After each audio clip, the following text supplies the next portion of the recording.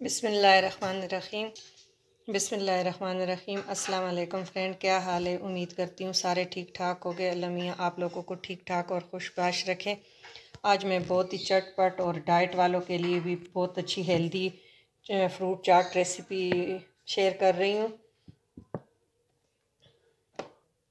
अब इसमें मैं 2 टेबल स्पून शहद ऐड करूँगी। अगर आप हेल्थ कॉन्शियस नहीं है तो आपने शुगर भी ऐड करना है, लेकिन मैं हेल्थ की वजह से ये कर रही हूँ,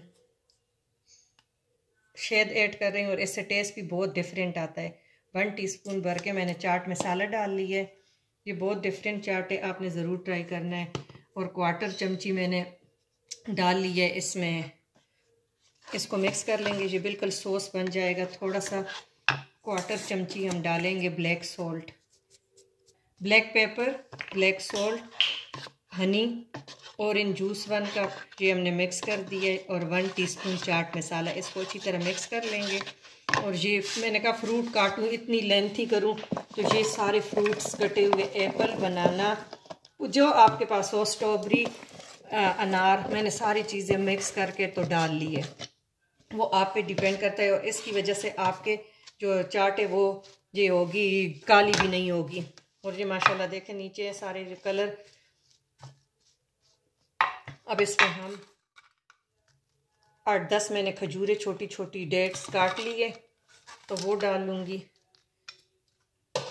ये थोड़े से अखरोट है, तो ये आपने क्रश करके, अखरोट का बहुत मज़ा होता है और एक ताकत से भरपूर तो है। ये बादाम है, बहुत हेल्दी है और बहुत चटपट। जी बस चीज़ें फ्रूट काटे और ये बनाए।